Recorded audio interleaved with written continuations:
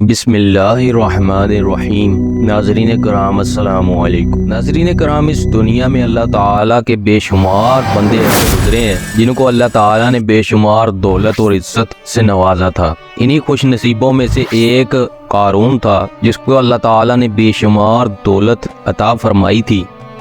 ناظرین کرام، دولت کے ساتھ ساتھ قارون ایک بہت ہی شکیل اور خوبصورت آدمی تھا۔ یہ کوئی معمولی انسان نہ تھا بلکہ حضرت موسیٰ علیہ السلام کا قریبی رشتہ دار تھا، مگر اس کی شہرت دولت اور طاقت کے حوالے سے تھی جو کہ اس وقت کے کسی بھی انسان کے پاس نہیں تھی۔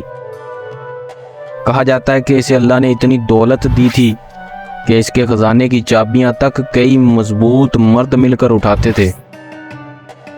ذرا سوچیں، سونے چاندی سے بھرے صندوق اور جواہرات کے ڈھیر، اور وہ مال جو انسان کی آنکھوں کو کھیرا کر دے، مگر دولت کا نشہ ایسا ہوتا ہے ناظرین کہ انسان کو حقیقت سے دور کر دیتا ہے۔ اور یہی کچھ قارون کے ساتھ بھی ہوا۔ جیسے جیسے اس کی دولت بڑھتی گئی ویسے ویسے اس کا غرور بھی بڑھتا گیا۔ اس نے سمجھا کہ یہ ساری دولت اس کی اپنی محنت اور علم کا نتیجہ ہے۔ ایک دن لوگوں نے قارون کو نصیحت کی کہ اے قارون، جو دولت تمہیں ملی ہے وہ اللہ کی عطا ہے، اس پر فخر نہ کرو بلکہ اس کا شکر ادا کرو اور غریبوں کی مدد کرو۔ ناظرین کرام، قارون نصیحت سننے کے لیے تیار ہی نہیں تھا۔ یہ سب میری اپنی محنت کا نتیجہ ہے، میرا علم، میری قابلیت، مجھے کسی کی مدد کی ضرورت نہیں۔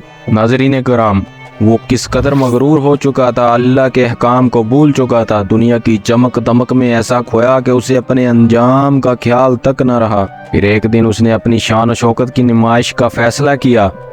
وہ سونے چاندی میں لدے ہوئے قیمتی لباس پہنے اپنے خادموں کے جرمٹ میں باہر نکلا۔ اس لیے لوگ اس کے حسن و جمال سے متاثر ہو کر اس کو منور کہا کرتے تھے۔ لیکن بے شمار دولت اس کے ہاتھ آتے ہی اس کے حالات میں ایک دم تغیر پیدا ہو گیا اور سامری کی طرح منافق ہو کر حضرت موسیٰ علیہ السلام کا بہت بڑا دشمن ہو گیا، اعلیٰ درجے کا متکبر اور مغرور ہو گیا۔ ناظرین محترم، جب زکوٰۃ کا حکم نازل ہوا تو اس نے حضرت موسیٰ علیہ السلام کے روبرو عہد کیا کہ وہ اپنے تمام مالوں میں سے 1000واں حصہ زکوٰۃ نکالے گا، مگر جب اس نے مالوں کا حساب لگایا تو ایک بہت بڑی رقم زکوٰۃ کی نکلی۔ یہ دیکھ کر اس پر ایک دم حرص و بخل کا بھوت سوار ہو گیا اور وہ نہ صرف زکوٰۃ کا منکر ہو گیا بلکہ عام طور پر بنی اسرائیل کو بہکانے لگا کہ حضرت موسیٰ علیہ السلام اس بہانے تمہارے مالوں کو لے لینا چاہتے ہیں۔ یہاں تک کہ حضرت موسیٰ علیہ السلام سے لوگوں کو برگشتہ کرنے کے لیے اس خبیث نے یہ گندی اور گنونی چال چلی کہ ایک عورت کو بہت زیادہ مال و دولت دے کر آمادہ کر لیا کہ وہ آپ پر بدکاری کا الزام لگائے، معاذ اللہ۔ ناظرین محترم، اس وقت جب کہ حضرت موسیٰ علیہ السلام وعظ فرما رہے تھے، قارون نے آپ کو ٹوکا کہ فلانی عورت سے آپ نے بدکاری کی ہے، نعوذ باللہ۔ حضرت موسیٰ علیہ السلام نے فرمایا اس عورت کو میرے پاس لاؤ۔ چنانچہ وہ عورت بلائی گئی۔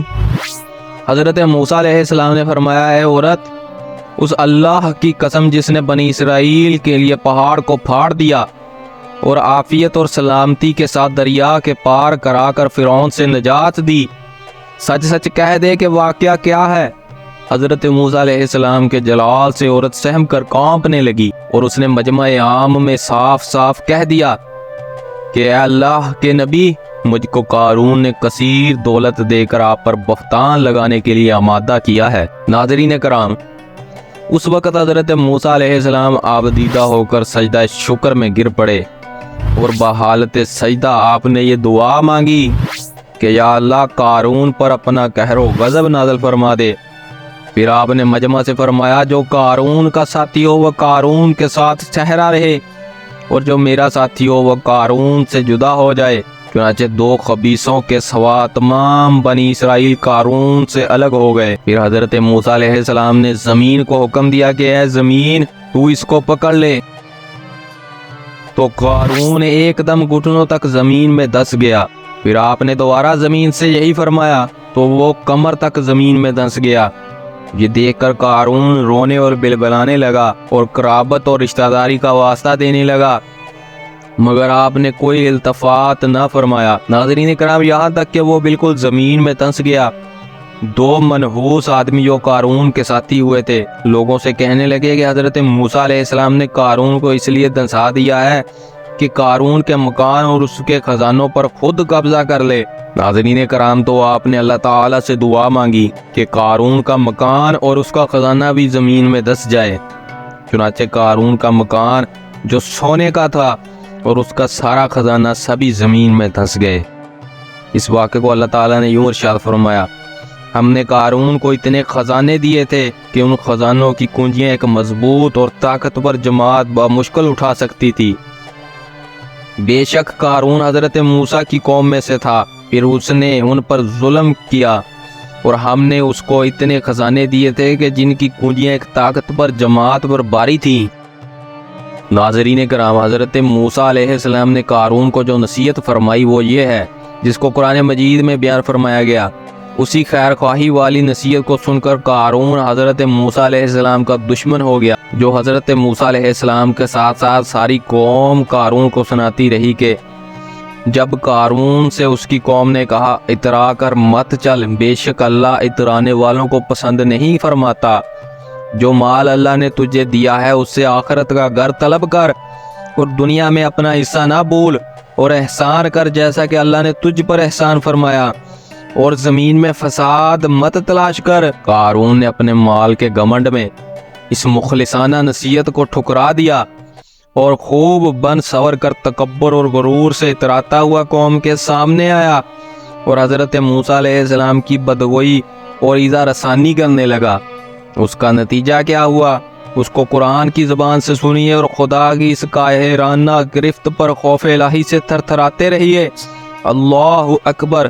ارشاد باری تعالیٰ ہے، تو ہم نے اس کو اور اس کے گھر کو زمین میں دھسا دیا تو اس کے پاس کوئی جماعت نہ تھی کہ اللہ کے عذاب سے بچانے میں اس کی مدد کرتی، اور وہ کوئی بدلہ نہ لے سکا۔ ناظرین کرام، یہ واقعہ ہمیں درس ہدایت دیتا ہے کہ اللہ تعالی مال و دولت عطا فرمائے تو اس فرد کو لازم جانے اپنے اموال کی زکوٰۃ ادا کرتا رہے اور ہرگز اپنے مال و دولت پر غرور اور گھمنڈ کر کے نہ اترائے۔ اللہ تعالیٰ ہی دولت دیتا ہے اور جب چاہتا ہے پل بھر میں دولت چھین بھی لیتا ہے۔